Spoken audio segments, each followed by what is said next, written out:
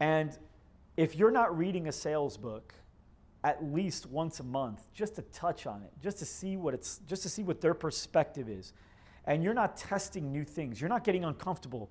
My favorite sales book of all time is You Can't Teach a Kid to Ride a Bike at a Seminar. Best sales book ever. But appropriately titled, as long as it is, because you can't. Could you guys, if none of you knew how to ride a bike, could I talk up here about how to ride the bike, and then could you guys get on a bike and just know how to do it? No. What do you have to do? You have to get on the bike. And what's inevitably going to happen? You're going to fall. And there's different things you have to learn on the bike, right? So in the beginning, you have mom or dad, and they do this with the back of your seat, and then they run with you, and then they let go. And then as soon as they let go, you're going, right? Until what? Until you realize they're not there. And then eventually, because there's no such street that just keeps going straight, what eventually has to happen? You have to stop. Have I learned that yet? So what happens? Boom, hit a curb. Ah! And then so now you learn how to stop. And now that you learn how to stop, you learn how to turn. In the beginning, it's not a great turn. It's one of those weird, awkward turns where everyone knows you just rode a bike, where you're like riding and then, right? Like it's not like a cool, smooth turn. You're like, so then you learn how to turn better. Then you learn how to start on your own, right? Because then that's another thing. I don't know how to start. Like the starting is tough. And then, I'm kidding. So then you have to learn how to do everything else. One hand, then you learn no hands, how to look around. All those things you're uncomfortable with, but they're all different levels of learning how to ride a bike. But then, once you learn how to ride the bike, you go 20 years without riding a bike. And can you get back on a bike and successfully get on and start riding it and ride it? What's the common phrase? Oh yeah, it's like riding a bike, right? I thought you were going to say it's like chicken, which is not appropriate for the conversation, but it is a phrase.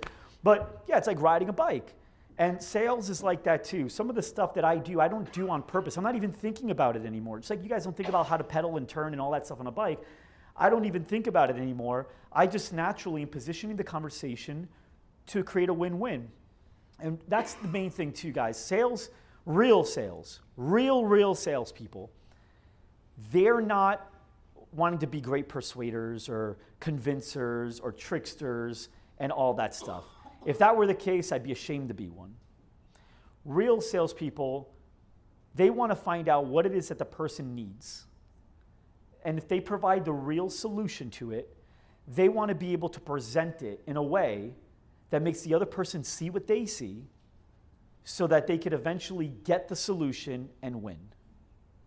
And if you guys don't truly believe in your heart that 6 months later, they're not going to get where you think they want to be, don't sell them, because then you're that slimy salesperson.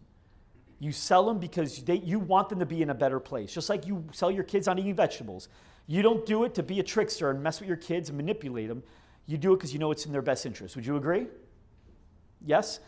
And so, but it's important to learn how to position conversations, not just so that you can win, but so that other people can win. If you're uncomfortable with the idea of calling yourself a salesperson, it's the same reason certain kids don't like certain sports, right? You ever see kids that go, oh, I don't like basketball, oh, I don't like football. But sometimes what does that really mean?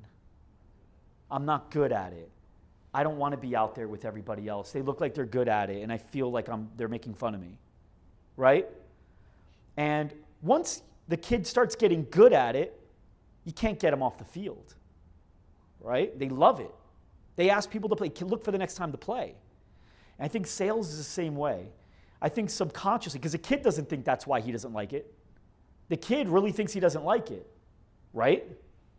But in reality, and some kids legitimately may not like a sport, but in a lot of cases, they really don't like it because they don't feel like they're good at it. And for you guys, I want you to ask yourselves that question too. How much have I really studied on sales? How much of the science, how much of what Mike talked about today did I already know and implement and use? How many books have I really read, and how many things have I tested myself? And if the answer is not much, then you may be a little uncomfortable with testing some of these things simply because you don't feel like you're 100% good at it, or you're not wired to do it, or that's not your personality. It is.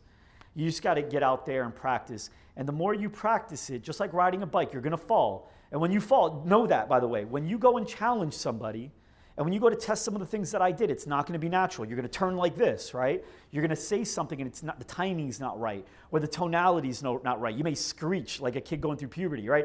So something's going to happen because you're a little nervous, you're uncomfortable, you're going to fall. When you do, you don't call it quits, and you don't say, I'm not trying that again. That's not for me. It's not my personality type. That's not how it works for me. Don't do that. Think about the kid on the bike. The kid knows how to ride a bike. You just got to get there. Go through the uncomfortable shit. Sorry, I'm sorry I cursed a couple times. GSD stands for get shit done, and it's a word we use a lot. But go through that stuff, guys. Go through that tough stuff. Feel uncomfortable. You know in fitness, in order to get results, you have to feel. Can you be comfortable in your gym and get results? Do you tell your customers that? And how does growth happen? It's not just lifting, just not just fitness. It's business too. Get yourself to that point. If you're not uncomfortable, you're not going to grow. Okay? So I hope you guys understood what my objective was today. It wasn't to teach you little phrases and sayings, although you may have learned a couple things on that. But my goal was for you to appreciate sales and know that there's more to it than just pushing somebody into a direction. It's really getting to what they really need, and also understanding there's a science behind it, and appreciate that. And if you guys are willing to, I'd love you guys to read some books. I'd love for you guys to watch some influencers and really get better at it. And I promise you guys, this is something that I am willing to promise, you guys will notice a very, very big difference in your business, like leaps and bounds, if you were able to become top-notch salespeople, because you're not only selling your customers, you're selling everybody, right? You guys know that. And you want to get your employees on board. You want to get your customers on board, your vendors and your family on board, and not fighting you on everything. Okay? Did you guys get value out of today? Yeah? Was today good, or was it just the worst, most disgusting piece of crap conversation we ever had? Thank you guys very much. I really appreciate everything. Thank you. Thank you. Thank you.